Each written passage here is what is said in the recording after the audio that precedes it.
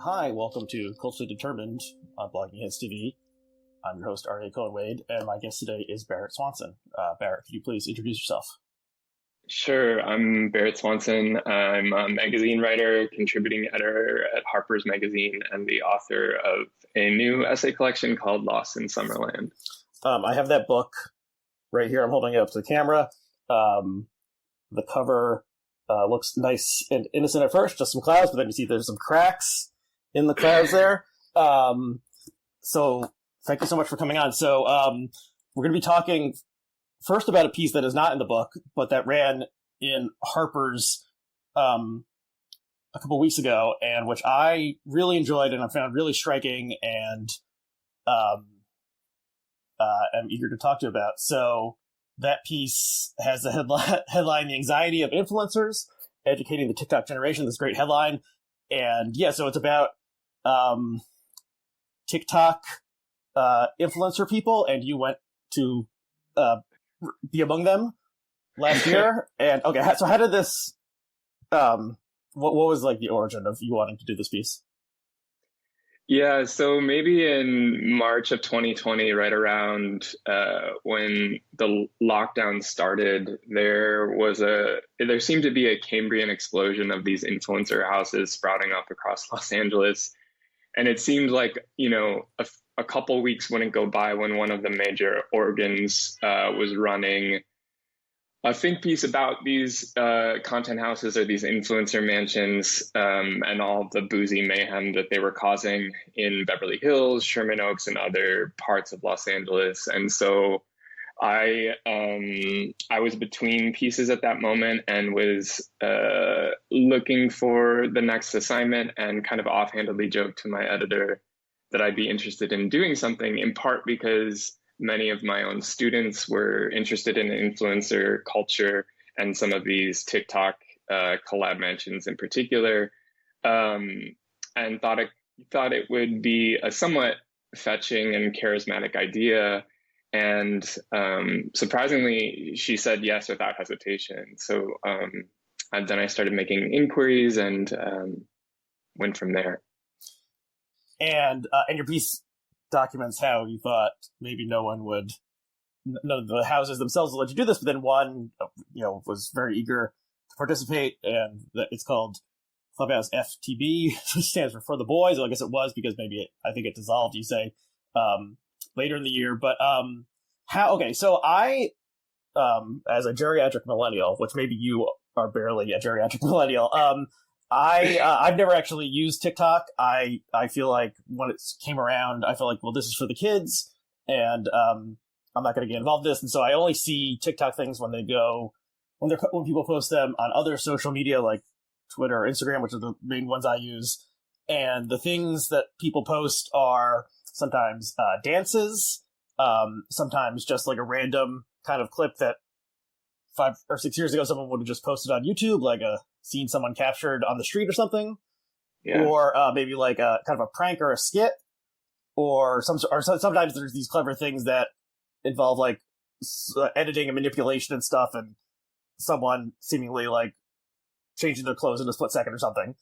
And then the other thing that, at least early on, it seemed like TikTok was good for was sort of like taking someone else's video and like editing it or adding your own video to it or singing over what they were doing or something. And so the recombination, like remix part of it seemed to be important. And I don't know if that's still a big thing, but how did you encounter TikTok? What did you decide that you actually wanted to download the app and see what the kids are up to? Or Oh God, I think it was probably concurrent with learning about the collab houses. I mean, some of my students were talking about TikTok, or you'd be walking around campus and see students dancing in front of their phones or something like that.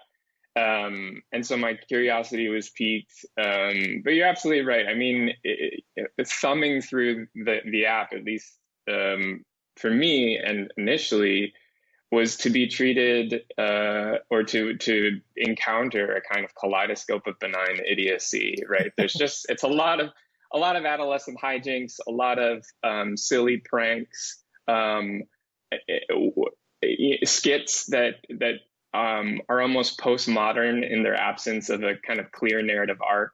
And so much it has another writer described it as having the grammar of a kind of inside joke, that to be on the app is to be enlisted in a community where the longer that you're on the app, the more thoroughly or more intimately you understand some of its intramural references and things like that. So yeah, I mean, I remember feeling really dizzy after my first couple times on the app, just totally lost about how this worked and what its appeal was. But the weird thing about it is that its algorithm is incredibly effective, incredibly efficacious at compelling attention. And yeah, it's an odious intelligence, that that algorithm, I would say. Yeah, so my understanding is that the algorithm, some people think the algorithm has like a preternatural understanding of what they want, and you don't. Another part of it is that when you first sign in, like you don't need to like create your own profile or like follow certain people, just start showing. So you're like start showing you things you're immediately in the world, and then I guess it knows, you can like or not like, or maybe just how long you're viewing each individual video will start serving up things it thinks you want. And you actually saw someone I follow posted a couple days ago something like, why does TikTok think I'm into polyamory? So like the algorithm is maybe not always 100% accurate, but I guess it's such that if the algorithm thinks you're into polyamory, it'll show you a lot of polyamory stuff, maybe whether you want it or not. But right. But then what? Okay, so these young people who have from all corners of the country moved to Los Angeles to make their to become stars in TikTok. What are the sort of things that they do to make successful videos? Oh, right. Yeah. So, I mean, one of the striking things about going out there is there were several echelons of influencers, I would say. Some had backgrounds in a more traditional celebrity culture, having grown up doing, Disney shows or something like that. So a couple of the people, so the organization with whom I spent my time, they had a number of different influencer mansions and described it to me as an influencer university, at which I took profound umbrage, being a university professor myself. But so at the time, they had 3 mansions in Los Angeles. The first of which was called Clubhouse BH, which stood for Clubhouse Beverly Hills. And that was tenanted by their more seasoned influencers. So people who had been in the business since they were little kids. And now we're like 22 and 23. Apparently this is a seasoned professional when you're 22. And then the house where I spent the majority of my time was Clubhouse FDB, Clubhouse for the Boys, and this was a more of the undergraduate vibe, more of a frat atmosphere. And then the final house that they had at the time was called Not a Content House, and this had a younger demographic. I think the youngest person in the house was 15 or 16 at the time. And right, so I mean, there were a couple of people who had CVs that had your typical celebrity qualifications, but many of them had dropped out of college, had really found a trajectory into this world and into this particular brand of fame pretty recently. And as far as I can tell, they possessed no superlative characteristics. These people weren't necessarily like dazzlingly talented, or what seemed to distinguish them was an unswerving willingness to present themselves online, a kind of promiscuous self-disclosure. They were athletes of exhibitionism, essentially. And they would describe to me their daily calisthenics with respect to social media, often involving posting as many as 5 to 10 videos a day. So they were constantly bloodhounding around for opportunities to make content, to put themselves online. And the biggest determiner of their success, at least according to the influencers that I talked to, was consistency, just constantly posting. And they would talk about how their numbers would sag whenever they took a day off, or whenever they were posting intermittently. So what seemed to be the touchstone for success was constantly posting. Okay, well, that's interesting. So it is sort, you could say there's a sort of Horatio Alger aspect to it, where sort of anyone can do it. You just need to work really hard. Maybe you need to be a little more attractive or a little bit of a better dancer than the average 19-year-old. Yeah. But it's really about hard work and dedication, and so forth. But I mean, so this is like this phenomenon is not entirely new. So part of it is sort of almost like the early days of Hollywood, where people would be like discovered and then like given a makeover and a new name, and like brought to do screen tests. And actually, and then there's one person actually I just looked up who you put in your articles, like Brandon Show or something. Anyway, I was like, there's a guy named Brandon Show, so I googled him. It looks like his last name's actually like Schoenberg or something. And so he changed his name, and then some of these people have obvious nom to TikTok or whatever. And so that is sort of like renaming Paul Newman or whatever from the previous century. And then also part of it is not, like Jake Paul and sort of the early YouTube influencers have been doing a similar thing of collecting people in mansions in the Los Angeles area and then collaborating and doing this kind of stuff. And there was a profile of David Dobrik by E.J. Dixon that was in Rolling Stone within the past couple of weeks. It was interesting and is in the same general area as yours, and he's more a YouTube guy than TikTok, I think, but also, his stuff was a lot of stunts and sort of pranks, but maybe pranks that had sort of a happy ending where like they would just give someone on the street $1,000 or a new car or an iPod or something, but then there were some dangerous pranks and a guy got severely injured doing a prank.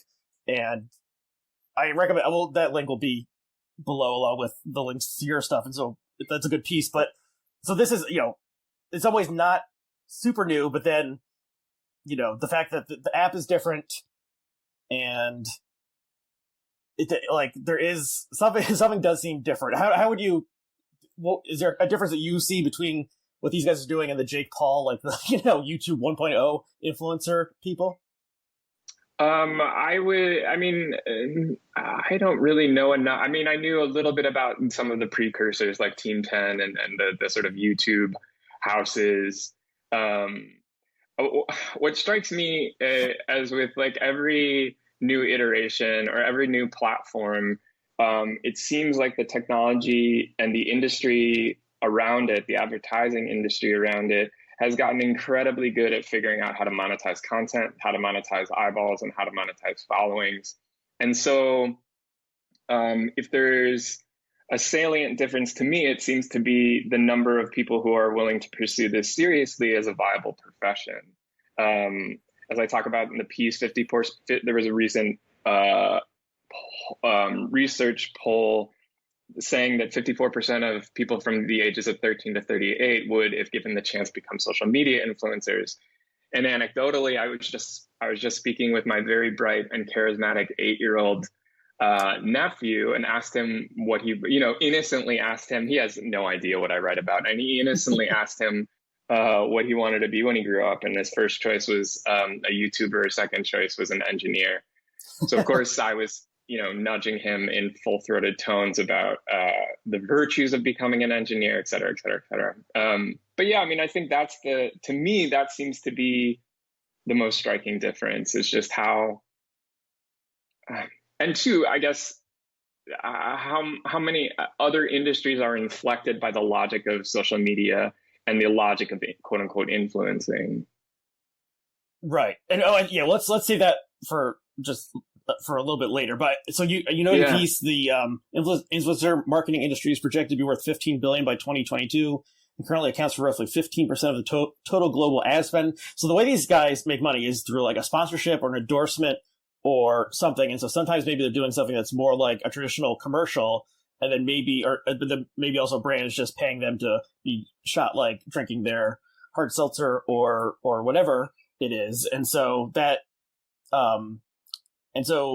people are not paying them directly. I don't think, like, it's not like a Patreon sort of thing. It's more like they're being the brands and other people who want to sell things are trying to associate themselves with these hip young people. Well, I think there are different digital avenues by which ordinary fans can reach out to these influencers and like essentially tip them, like as you would through Patreon or something like that, or solicit them to give them birthday messages for friends. Like I think the app is called Cameo. Oh, yeah, like, Cameo, yeah. Yeah. So I know that a lot of the influencers are using that as another platform by which to make money. Alongside some of them are using OnlyFans. So they've got a diverse portfolio, I guess. Okay, well that's smart to have multiple income streams at once, because these things are all sort of contingent. And then there was this whole thing where Trump threatened to ban TikTok last year because it's a Chinese company and maybe has some connection to the ruling Chinese Communist Party. That's unclear to me. And so one thing you note is that an influencer and his girlfriend did a like 10-second video for a fried chicken joint, and they were paid like $75,000 for a 10-second video, and so that's wild.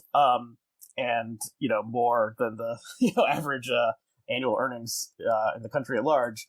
So there's a lot of money to be made, and I can see how that would attract people. And so getting back to maybe what the difference is, I remember like I've read profiles of the Paul brothers. I honestly can't keep them apart, but one is now like a mixed martial artist or a boxer or something now, but they kind of do. They both are, I think. They both are, yeah. Okay, so they're moving out of like marquee fights. Yeah, they're moving out of it.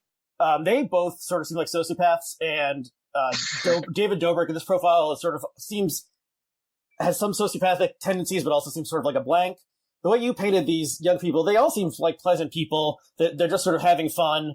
They're doing dances. They're attempting to play pickup basketball, then maybe getting distracted and actually playing. That's a great scene in the piece. But they seem less like sort of mastermind Machiavel types that some of these other YouTube people become. And then there's this whole like world that's like the sub world of influencers, of people like influencer drama and like YouTube drama, and then like people getting in arguments with each other and people picking teams, and a lot of these people, like there's like all these makeup influencers, and they're always like feuding with each other and claiming to have betrayed each other. And so it's sort of like a soap opera aspect to it, and people take various teams, and someone is the hero, and then suddenly they do like a heel turn, and then they're the villain, and so everyone hates that person, and then so it's like there's this constant churn around it. I don't know where I'm going with this, but it's so anyway, the way you describe these kids, they seem like nice, nice young people, more or less. Would you agree with that?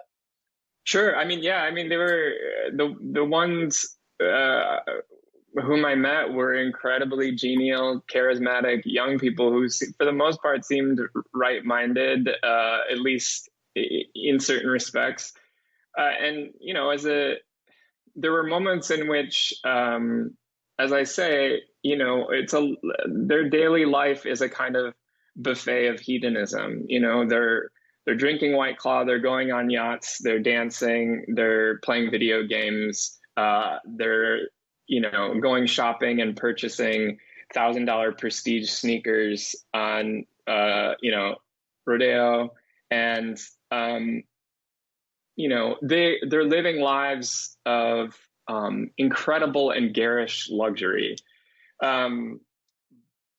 But around them is a scaffolding that is encouraging them, a kind of corporate or financial scaffolding that is encouraging them to behave in these most ridiculous and inane ways, right? So I guess that's the thing that ended up striking me as pernicious, is that many of the influencers with whom I spoke were impressively trenchant and self-aware about the fundamental weirdness of the ecosystem in which they found themselves, and more glaringly inimical to me was the structure around them, and the kind of cultural logic that was encouraging them to conceptualize their sense of self and self-worth via the size and echelon of their followings and their ability to monetize themselves, and their whatever we want to describe as their daily existence. And so they were generally kind, and didn't no, there was no, as far as I could tell, there was no Machiavellian subterfuge. There, I think some of them were, they were guileless in many ways. But yeah. Yeah, they a lot of them seem sort of like starstruck at themselves or something. Like, they're shocked by like what is happening, and how they're able to make $10,000 by goofing around in a day, or like being mobbed at the mall or something. This is pre-pandemic. And so I a line that stood out to me. This is a quote from one of the influencers named Brandon. He says, "It's like waking up every day and coming up with a school project. Like you're trying to impress your teachers. You're trying to impress everyone who watches the video, and you want everyone to like it. You don't want to post anything that doesn't represent you. And if society's standard is us, as being the chosen ones, as being good-looking kids or whatever, as being the new entertainment, then there's standards to it. Everything you post has to be likable." So that's, interesting, and sort of, I guess that's sort of disturbing. He's like, we are the chosen one sort of thing. It's creepy, but also you talk about how they have this, there's sort of like a blandness to it, and they don't want to talk about politics. They don't want to, they want to have like a mass audience and as many likes as possible. So that's maybe a little different than like other spheres. You can think like on YouTube, there's a lot of like very political content. There's a lot of conservatives who thrive on YouTube, and so part of that is like alienating some group of people on purpose to attract people who don't like that group to you. So this does seem somewhat different, and they're like, we're working hard to come up with all this goofy stuff to do, and then can you just talk about the scene with the basketball game, because I thought that was very interesting. If I can just comment too, like, I mean, he was describing these putative strategy sessions during which they were coming up with these ingenious premises for content, and of course not far behind him was a whiteboard with a litany of potential ideas for content, which included things like tuxedos and skydiving and roommates control my day. So it wasn't particularly cortex firing stuff as far as I could. Yeah. So they're not breaking new ground in terms of possible content that is going to revolutionize whatever. But and it's hard to malign them for that when the algorithm is kind of rewarding it, right? But yeah, I mean, there was any number of kind of moments where you kind of just clutched your head and were shaken by what you saw. And so, one of them was trying to organize a basketball game, which they promptly gave up, seemingly because they were distracted by who knows what. And one of the other influencers blamed it on these short attention spans from not having been in school for a while. Many of them had dropped out of college or dropped out or kind of pursued different ways of finishing their high school. There was an influencer who exclaimed breathlessly that Hitler invented sex dolls. And so there was, which is like an online hoax from like 20 years ago or something. Yeah.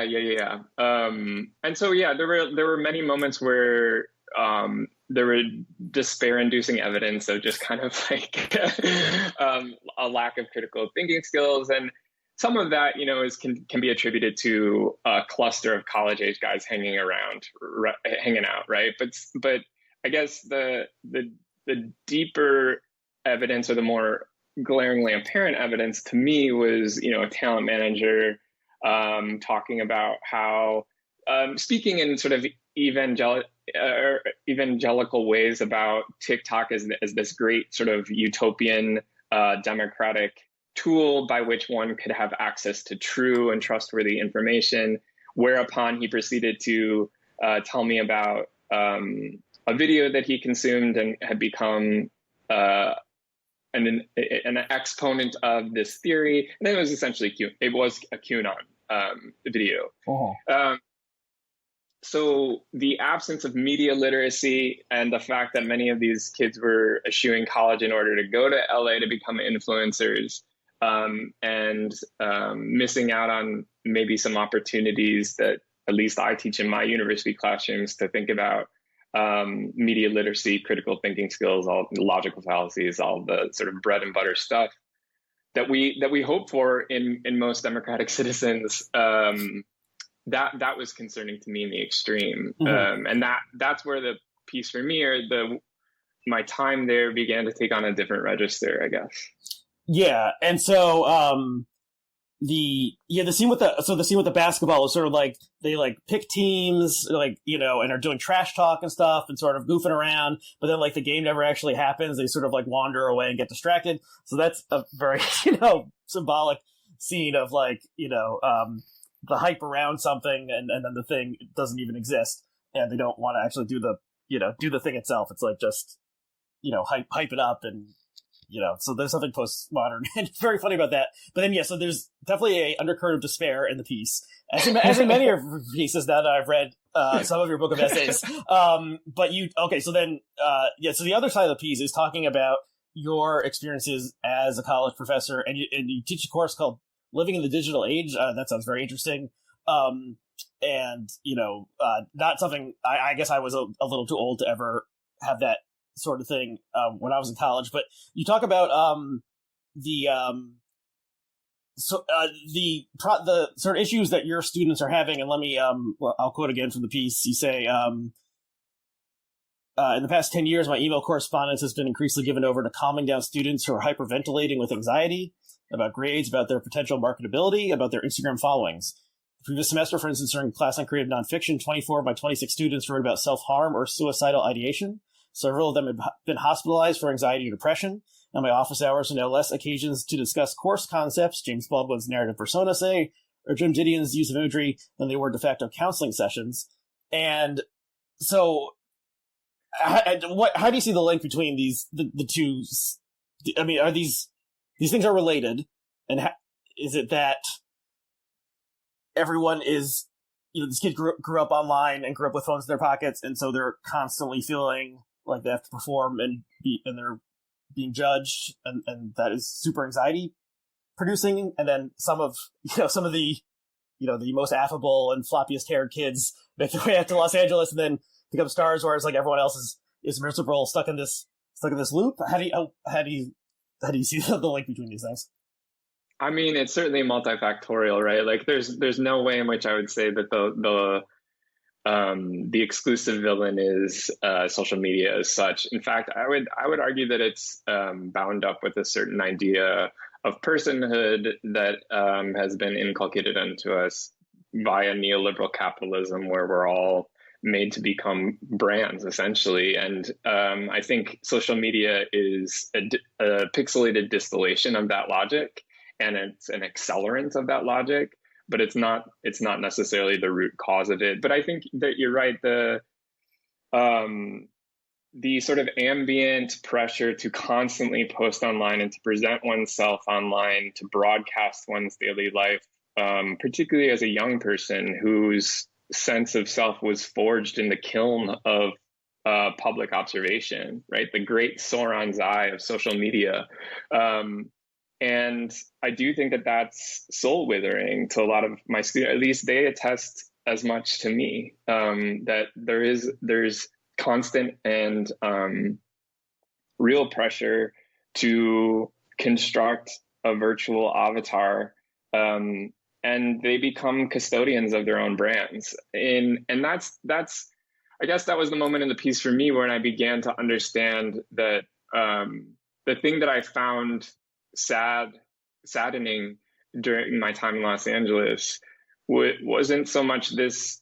I guess it was bound up with this logic that all of us are kind of performing in some way before the algorithms, right? That we're bowing, as I say in the piece, we bow before the altar of the algorithm, even if the angle of our pose is different, even if the particular flavor of our performance takes different permutations. We're all still beholden to it, and we're all questing for relevance on these multinational tech platforms.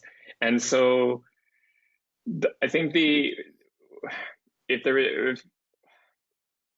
there's a sort of existential anxiety that permeates the piece, it's what does it mean what does it mean to measure our success, our sense of worth, or to tutor our young people in the idea that the way that you measure those things is via these social media barometers, I guess. Mm-hmm. And you tie this into the phrase you use is the Yelpification of the academy, and sort of the idea that you are being rated by your students at the end of this semester. I mean, that's not something new, but there are these. What's the website where is it just called ratemyprofessor.com or something? Rate My Professors, yeah. Yeah, so there's that is somewhat new, and then I guess you're feeling, you're within the world of this also. And then there's we can't escape from the capitalist society or the algorithms at this point. Yeah. So one thing you didn't I don't think in the essay mention is the parents of either your students or the TikTok influencers. Is that a purposeful thing that you didn't want to talk to them? Because I'm thinking in the Dobrik piece, he talks to Dobrik's. I mean, that's more a profile of one single person. Talks to his parents. The parents I think are immigrants, and they sort of didn't understand what their son was doing, but they saw he was making money, so okay, that's good. But if there's a 19 or 20-year-old and they say, Mom, Dad, I'm dropping out of Texas A&M to go live in a hype house or whatever, a collab house in Los Angeles, what are the parents like? Okay, great, have fun, or are they hell no, you gotta finish your degree first or whatever. These are mostly legal adults, so they can do what they want. But how do you think about that? Yeah, I mean, it ran the gamut. I think there were parents who were more explicitly trepidatious. There was one of the influencers in the younger house, the Not a Content house, actually. It was funny. She was 16. Her father and was living in Los Angeles, living in this house, producing content for this company, and eventually, her father basically required her to come home to Texas to play for her varsity volleyball team, right? So this weird enjambment of the extraordinarily banal and this pyrotechnic, glittery LA industry, right? So there were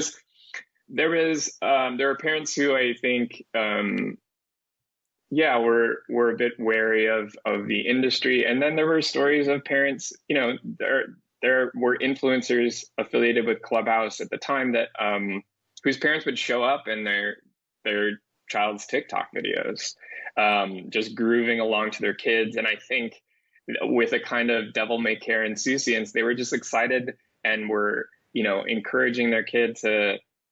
I don't know, to wholly embrace this youthful moment, this kind of youthful exuberance, and to rake in as much cash as they could and take advantage. And right. I mean, that's whatever. I'm in no position to assess how anybody parents their kid, but to me, that was eye-popping, I'll say. Uh-huh. And there's a scene in the story where the guys convince you to participate in one of their dance videos, and then you talk about what it felt like knowing, because they have these super popular accounts, and so if you're on it, then millions of young people are going to be seeing it very shortly, and sort of the how that played out within your own psychology, and so you can see how the parent is you can see how the parent is like, well, let's just have some fun and let's dance around and participate in this stuff as well, because I've never gone viral to the millions extent, but even when you do something and it's getting some attention, it's like a rush, and then what are you left with afterward is another question. But it certainly feels exciting, and if you're doing a cool dance or something, then that's fun. So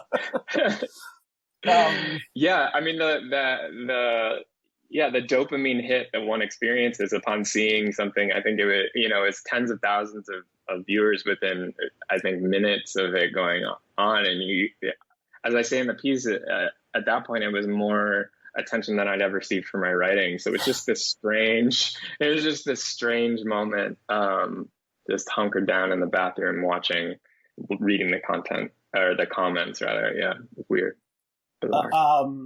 So I think when I reached out to you, see if you want to come on and talk about the piece, I think I said it reminded me a bit of David Foster Wallace, some of his nonfiction pieces from the 90s, and then rereading. So I still think that. So I've been rereading it before I came on. Parts of it remind me of Joan Didion. Those, of course, are two like iconic essayists, but especially the ending of Didion's Slouching Towards Bethlehem, where the there's a baby or a toddler or something who had like burned himself on a radiator and then is chewing on an electric cord as the hippie parents are looking for some hash that had fallen between the floorboards, and sort of this like apocalyptic vision of like the 60s turning to total shit and like societal decline. Obviously there wasn't an apocalypse or anything, but it's this very in the moment very harsh view of what the like Haight-Ashbury scene was like. And then there's sort of a similar tone of doom, it seems like, especially I'm rereading it. I don't know why the second time it hit me more. So first of all, were you thinking about either of those writers when you were putting this piece together? And second of all, how do you think about the doom aspect of this whole thing? I mean, those are important writers to me, so I think they're always, they're in the DNA, I guess. So they were very important to me when I was becoming a young writer, doing magazine work. And I was thinking about Slouching Towards Bethlehem in particular because just it's like such an iconic essay, and I was going to Los Angeles, right. And this is Didion is there's no one better at kind of chronicling the psychic flavor of that city, as far as by my estimation.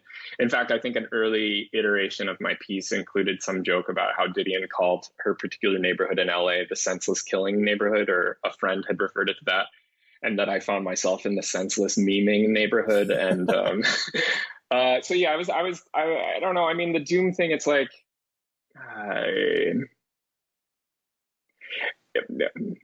I mean, it's hard not to, I guess I was writing the piece at a moment when I was particularly pessimistic about the future. This was, at a moment when 50,000 Americans were being diagnosed with COVID every day. I flew into Los Angeles, and the minute we crossed into the state, the sky was filled with smoke, and we could see the fires from the plane. And so there was an apocalyptic tinge immediately upon just descending into the state's airspace. I think ash is raining from the sky in one part of the story, while the kids are all like cavorting. It was so bizarre. It was so bizarre. I mean, it was almost it was very, it left me just full of great sadness, I think. And I guess I stand by most of my pessimism. I mean, there's no way in which I think TikTok is the, one of the four horsemen or anything like that. But I do think that the logic that undergirds that particular ecosystem, and the logic that I see infiltrating higher education, and that I see infiltrating a lot of different industries, leaves me with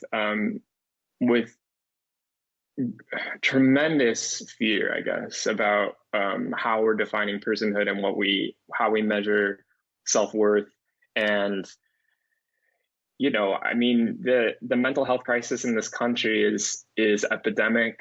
Adolescent beds and psych wards are facing shortages, right? I mean, I think that there's an extent to which we can either reckon with some of the social and cultural forces that I think contribute to these things, or we can continue to persist in the notion that the depression, anxiety, suicidal ideation is merely a genetic misfortune, which is, I think, often the narrative that we hear in the culture. And so, and then,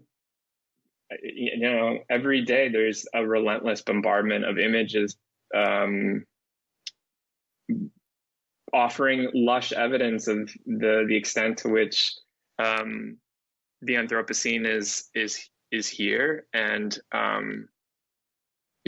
mean, there's a great cause for fear. I mean,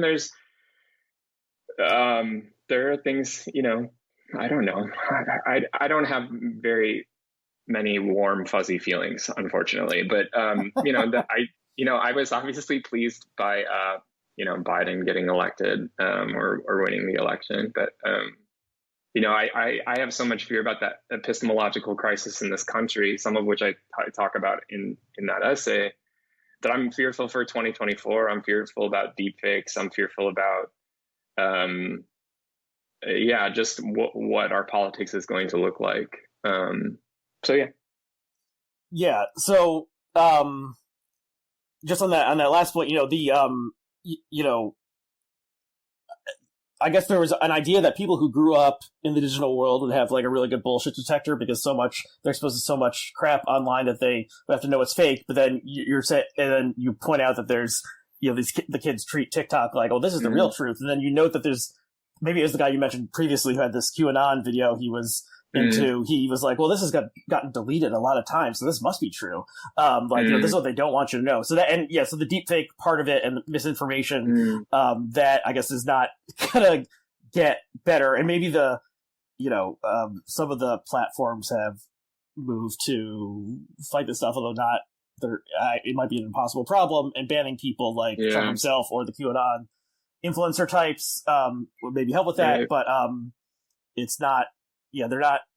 It's hard to do, and they're not working very hard to do it anyway. Okay, so I encourage everyone to read this piece. It's very interesting. I think it's one that people are going to be looking back on, years from now as what life was like in the very strange year of 2020. So, thank you. That's very flattering. Well, yeah. So people should check it out, and it has a great headline. Like I said, our title to it. Did you come up with that one, or was that an editor who the anxiety of influencers? No, it was actually, I was having a conversation with a friend, and we were kind of coming up with possibilities, and yeah, that one stuck.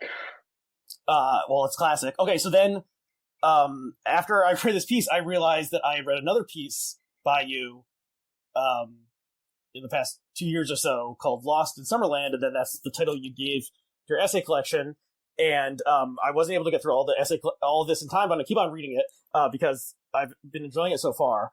But the piece, so Lost in Summerland, the piece ran in Atavist, and we'll include that link also. And it's we don't need to get into it fully, but it's a very fascinating piece. It's about you and your brother who had a traumatic brain injury when he was a young man, and this spiritualist retreat, or what would you call it, locus, sort of a town that was like founded by spiritualists and continues to attract that type of person, called Lilydale, and it's in like far western New York. And so, do you want to just talk just a little bit about that piece, and maybe we'll just link to it and encourage people to read it because I found it fascinating? Yeah, sure. So,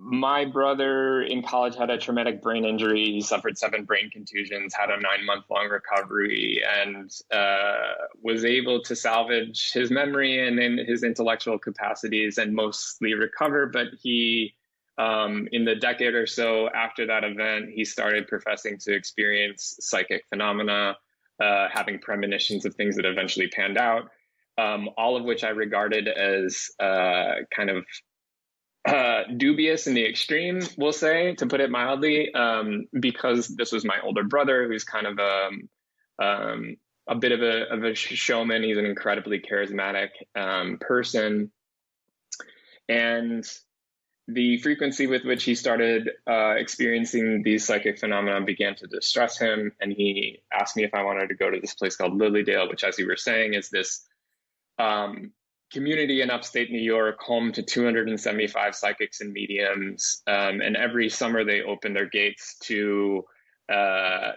roughly 22,000 tourists who come in for seances, astrology walks,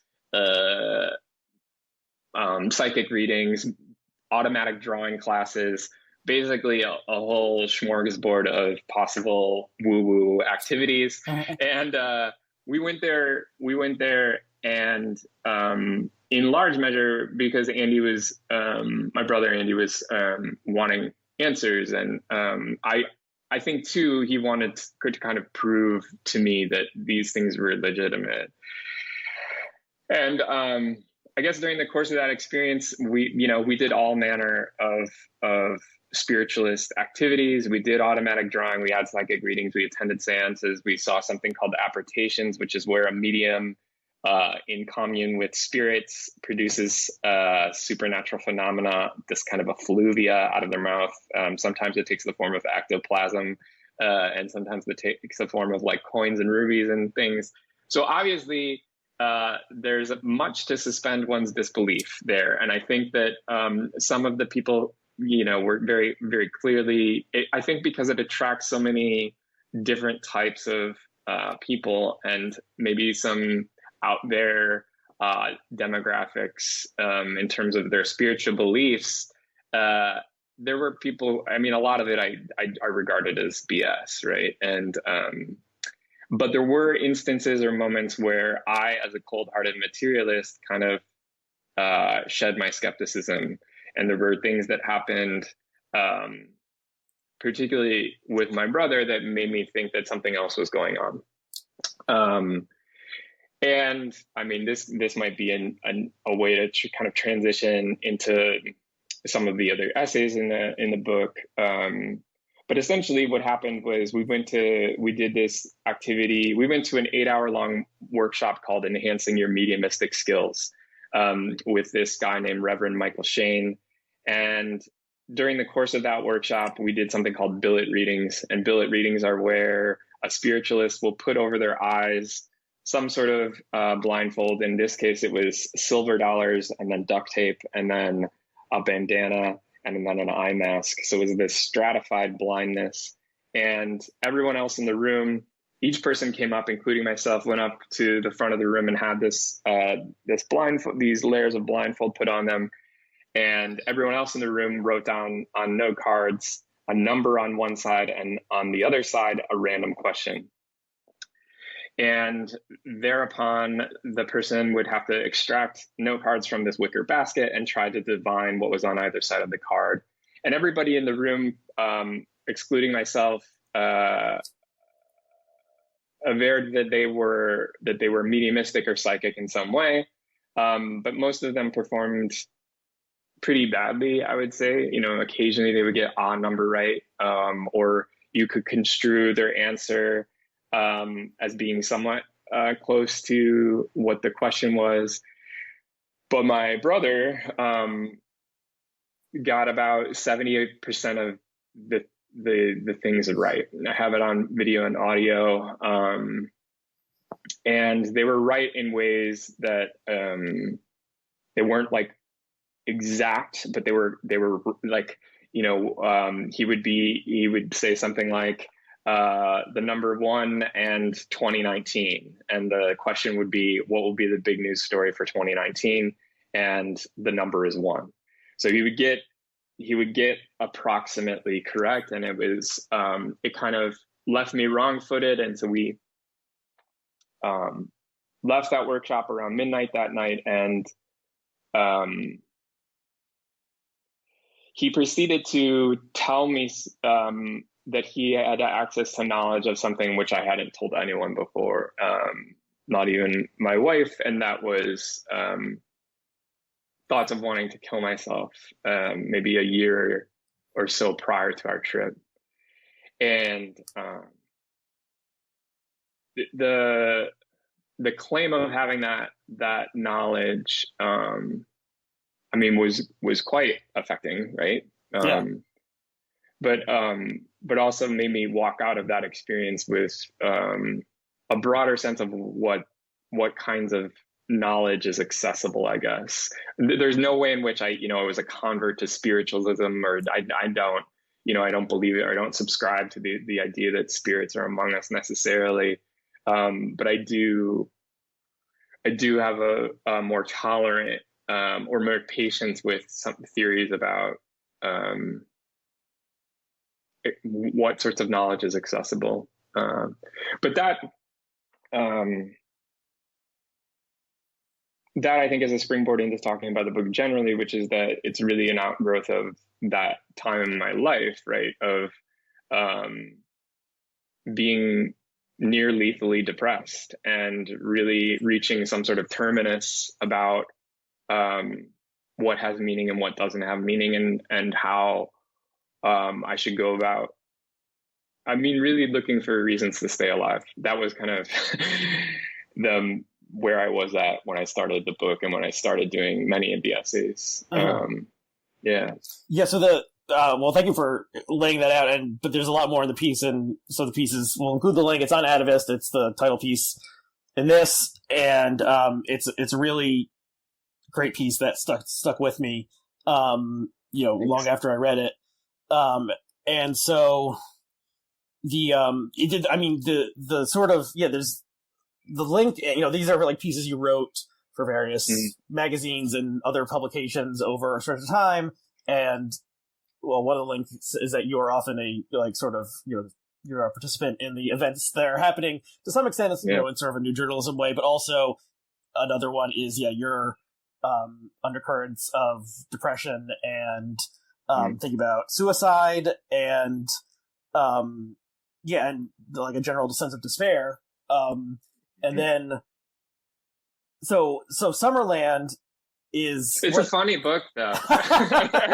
Well, I wouldn't call it a beach read, but it's enjoyable. It's not you're not stuck in the depths of despair or anything, and you're going to different places and encountering different unusual people. You go to one of these like retreats that's for men who are having problems with their what would you call that event? They're reckoning with their masculinity, trying to get in touch with their emotions, and thinking, the retreat weekend. So it was across the last 4 or 5 years, there was a kind of an eruption, I'll say, of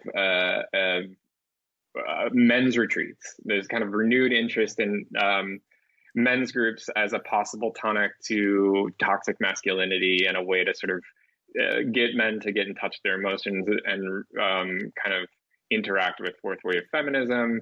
And so Harper's commissioned a piece for me to go to one of these retreat weekends, and whereupon I was engaged in small group and large group exercises. And basically it was this kind of festival of catharsis. We were enjoined to vent and cathart at high decibels. There was an anger ceremony in the woods.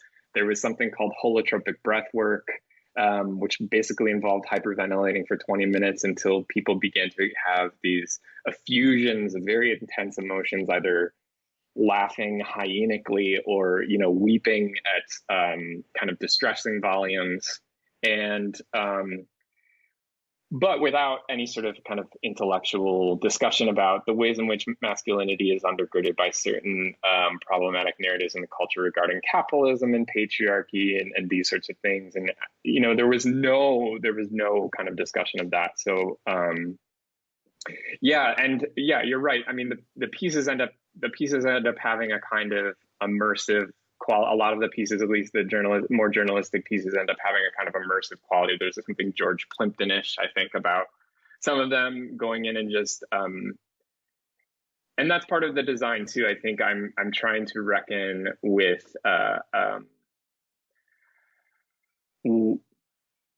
trying to make myself available to understand what would attract a person to these communities or these different ideologies. Uh-huh. Yeah, so some pieces are you going out into the world. Some are more personal memoir, essayistic. A separate essay that's about your brother's the attack that severely injured your brother. What that was like, and there is this sort of. I mean, one of the linkages seems to be people trying to escape their misery and failing. I mean, like I said, I didn't finish, so maybe there's a hopeful ending. But so you were very critical of the men's. It's not men's rights. It's the masculine selfhood, the men's group stuff, and then you have a portrayal of a guy who was a Iraq War veteran who became an anti-war activist and then started an organic farm, and that was trying to employ other veterans and like sell produce to veterans, and maybe the farmers would be like subsidized to the veterans, and it was, and just like all of these difficulties with everything. So yeah, people are trying to escape, the various larger systems that have harmed them or oppressed them or something, and then but you're not going for the feel good conclusion here.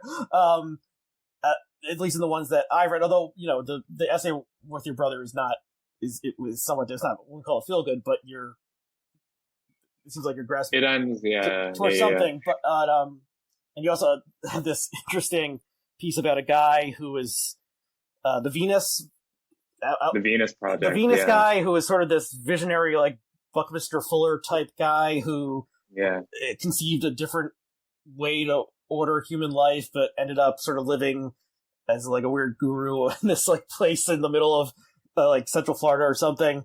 And so, yeah, I mean, do you see that there's all these people like grasping for something, and then at the end they're not they're not satisfied? Yeah, I mean, that's right. I think in many ways I'm interested in the ways that the proposed antidotes to some of the sadness and despair that I myself was feeling, or that I've noticed in my students or in my friends, ends up perpetuating some of those feelings, right? And so, I mean, it's to take, for instance, the Venus Project one that was run by then, when I went there, I think he was 99 years old. He's since passed away. But a 99-year-old self-professed social engineer who wanted to replace capitalism with a resource-based economy and have technology run and oversee the division of resources, and basically produce this utopia kind of governed by algorithms. And I got interested. It's interesting to think the algorithm, since the TikTok piece was not included in this book because it just came out this year, but thinking about the algorithms in both senses. And so this guy wanted to, there'd be like a genius computer at the center, like laying out.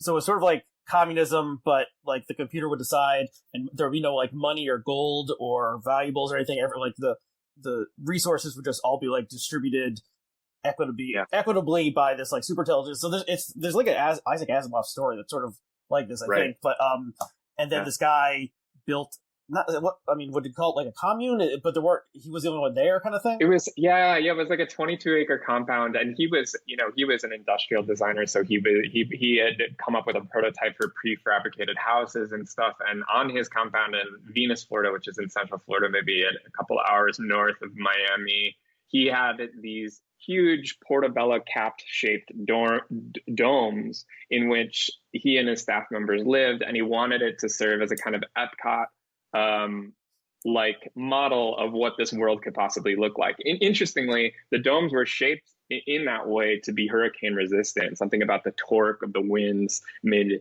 it difficult for the houses to be picked up if they were. I don't know. So super interesting guy. And I got interested in him because I saw some YouTube video of him at an Occupy Miami rally in 2011, in which he was enjoining the protesters to stop protesting the stock market because it wasn't going to do anything, that they needed to, quote unquote, fundamentally reimagine the culture, which I found kind of daring and provocative. And after, bloodhounding around on the internet for a little while, stumbled across this project and decided I would go down there. And even though, during the course of my visit, right, there was someone from Facebook there who was talking about how Facebook and some of these other tech companies were actually the ones instantiating some of Fresco's ideas.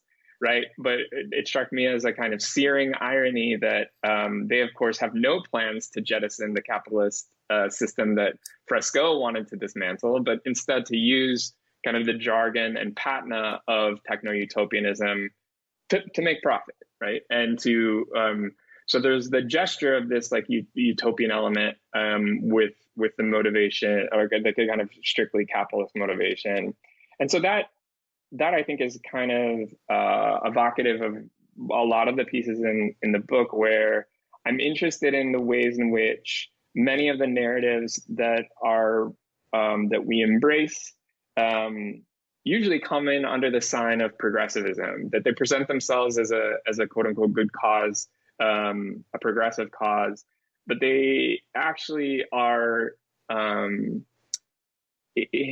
lockstep with a logic that perpetuates some of these very systems and inequities in the first place. And so how you were characterizing, I think, is definitely right. There's an effort, I think, to at the individual level to escape one's feelings of deprivation or depletion or fear or lostness by seeking out these sort of surrogate ideologies or affiliations that have sprouted up in the wake or the collapse of the 20th century's grand narratives, your traditional religion, traditional political ideology, those sorts of things have fallen by the wayside. And so in the embers of that, I think people are sifting and looking for things that they can affiliate with, be it, like a wellness group, be it something as banal as like CrossFit,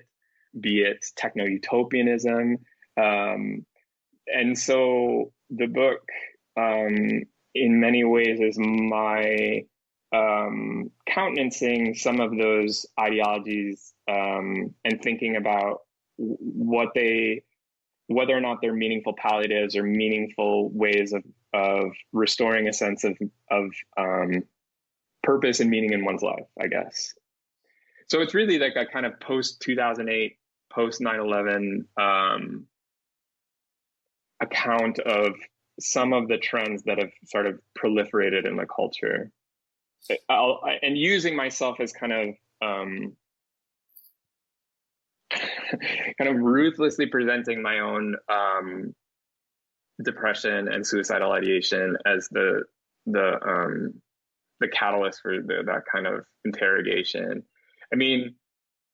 As I mentioned earlier, like I guess I wrote another piece about this for a different magazine about my frustration with the narratives around suicide and suicidal ideation, and the kind of solemn tones with which we talk about suicide as this genetic misfortune. And I think that there's a way in which that obscures or elides some of the social and political situations or conditions that are actually causing, at least in my own case, some of that depression and some of that despair. And so I wanted the book, post facto, right? Like, this is when you're writing these things, I don't know that I wasn't totally aware of it, but after the fact, it occurred to me that what the book hopefully is a candid exploration of like what are the cultural narratives that are contributing to these feelings that I have and had. We're probably towards the end of our time, so I've at least two more questions. And so one of them is so Summerland is the name, and correct me if I'm wrong, the name that the people in Lilydale, the spiritualist enclave, gave to heaven, or one of their names for heaven. So why did you decide that would be the title piece of the work as a whole? Yeah, around the time that I was putting together the collection, members, this was right after the 2016, or not right after, but after the 2016 election. And around that time, members of the commentariat, it seemed like a number of people kept suggesting that with the 2016 election, America had fulfilled John Adams' 1814 warning that all democracies will eventually commit suicide, right? That the conditions and the spade work of preserving a democratic society would become so arduous that it eventually would collapse in on itself.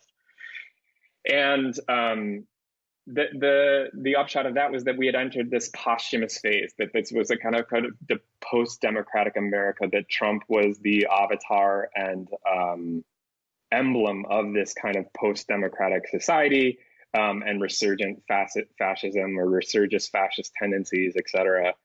And it struck me as interesting to think about what it would mean to live in a kind of democratic afterlife, and that I was going to a place and a community that professed to interact with energies and spirits of the afterlife. There seemed to be some sort of correspondence between those two things. And then there was an intersection with my own life, right? Having experienced quite intensely suicidal ideation, there just seemed to be resonances and correspondences between those three trends that I felt like were maybe reflective of the book's thematic ambitions. Mm-hmm. Yeah, though, as you're saying this, I'm thinking, one of the a common trope over the past 4 or 5 years was saying, like, we live in hell, or this is a hell world, or geo hell. There was a book published called Geo Hell, and so Summerland is heaven, or one form of heaven, or the like world to come or something. And then, but when you're lost, you're lost in it. Then that's a different resonance. So I won't try to unpack that anymore. But I have one more question. And so I mentioned, David Foster, your essay, TikTok essay, writing David Foster Wallace. And I also noticed, I haven't got to this one yet, but the last essay is called Church Not Made with Hands, which is also a title of a David Foster Wallace short story, I believe. And I don't know if that's if there's another reference to that. You can tell me. But how do you see Wallace? Wallace's influence in your work, or do you consider yourself working within the Wallacean tradition, or? Yeah, I mean, I don't know. I guess I think he was such a large presence for so many magazine writers that his influence is kind of indelible. Yeah, I mean, that essay, Church Not Made with Hands, talks explicitly about that story as, that essay is about a kind of cluster of books that came out within the last 5 or 10 years or so that all seem to have a kind of religious narrative arc. So Sheila Heti's book, How Should a Person Be? Karl Ove Knausgaard's work. And I talk about Ben Lerner and Tao Lin and Flannery O'Connor, Walker Piercy. And I was interested in how those books were really all about perspectival change, that the person was facing some sort of existential crisis or some sort of moral lostness, and they underwent some sort of perspectival change about how they were regarding the people in their life or their status within the world. And Wallace is obviously someone who was deeply interested in attention, right? The final book, Pale King, was all about being able to exist within boredom and those sorts of things. But yeah, I mean, I think, those writers, those magazine writers, Didion, James Baldwin, and even contemporary writers, like I think Aleph Bautman and Rachel Kazi Gansa are like incredible magazine writers. These are people who, I guess what interests me is the type of writing that really excites me and inspires me is that which the writer is implicated somehow in the text, that they kind of go past the voguish condemnation, the easy observation, and move to a place of self-scrutiny that feels daring in some way. And so that's the writers that end up having the most influence on me are the ones that do that consistently and do that without embarrassment. And that's what I myself am trying to do. And I'm not always successful, but I'm trying. And so many of the people you just mentioned as, premier magazine nonfiction writers are also wrote fiction. And you mentioned working on a novel in at least one of these essays. Are you still working on a novel? Are you a fiction writer also? And how do you Yeah. I was trained as a fiction writer, so I did my MFA in fiction, and then got into magazine work kind of through the back door. I tried doing one of these pieces, and then I found out that I enjoyed the process, and there were aspects of it that I felt I was pretty good at, or had a natural instinct for, and kind of grew enamored with the process. And so yeah, but I still write fiction here and there. It's been a while since I've worked on that novel. But I've got some short stories in the hopper, and we'll see. That might be the next book. I'm not sure. Okay, cool. Well, I look forward to that. And just back to Wallace for a brief moment. He Infinite Jest has become this cultural totem over the past few years of various people, just a cultural signifier basically of the 28-year-old bearded guy who was showing off that he read this giant book. But I, as someone who strangely got into Wallace as a teenager, his nonfiction is, I think, better than his fiction, and especially that first collection, A Supposedly Fun Thing I'll Never Do Again, which has the title essays about going on a cruise, and I think that's one of the best pieces ever written in any genre. So if people haven't checked that one out, check that out and put aside the cultural, all the little, what's the word I'm looking for, the barnacles of cultural effluvia that have attached to Infinite Jest and so forth. To just check out that work, because it's really good. Even just that you can just read the single essay itself. It's fun. Did it run in Harper's originally? I can't remember. Mm-hmm. They might have put it on the web, but you can get that collection. Okay. Anything else you want to say? We've gone a little over an hour.